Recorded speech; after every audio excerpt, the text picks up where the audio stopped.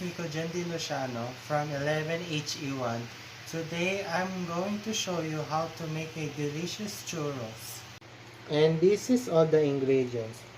1 cup water, half cup unsalted butter, 2 tablespoons sugar, 1/4 teaspoon salt, 3 large eggs, 1 cup all-purpose flour, and oil for cooking, sugar and cinnamon for coating.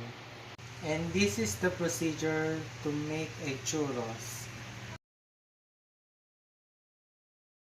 Once boiling, lower the heat. And now it's boiling, let's lower the heat.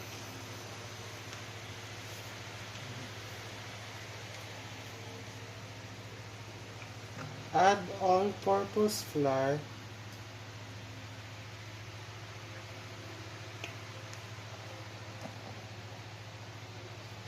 stir until liquid is fully absorbed and the mixture is smooth and forms a dough.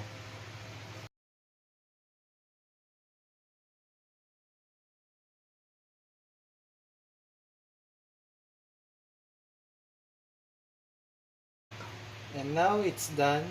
Let's remove from it and transfer to a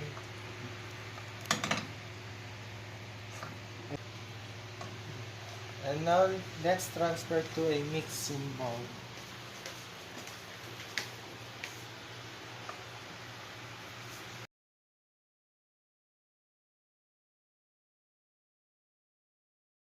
And now let's gradually add eggs. Mixing after each addition, stir until fully combined. And now let's add the second egg.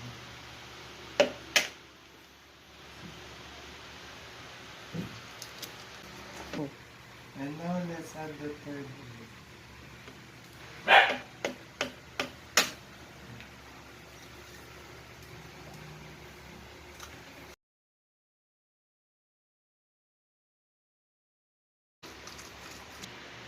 And now this is the mixture that we wanted to achieve. And now let's transfer the dough into the piping bag. And now let's put the dough until it fills up.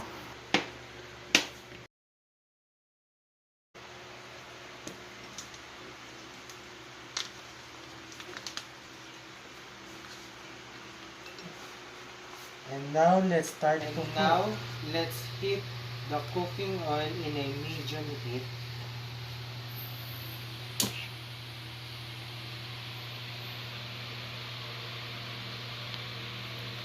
And now let's fry the dough to make logs. And now let's pipe the dough to make logs.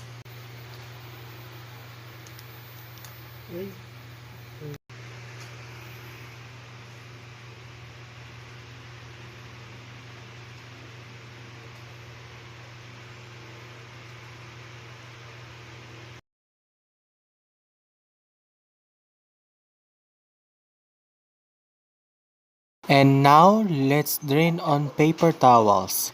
In a bowl or plate, combine sugar and cinnamon.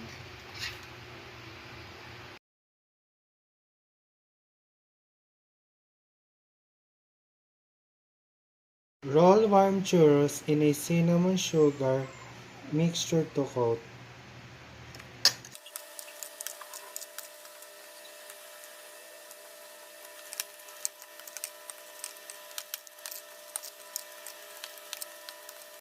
Charan! This is the finished product of churros.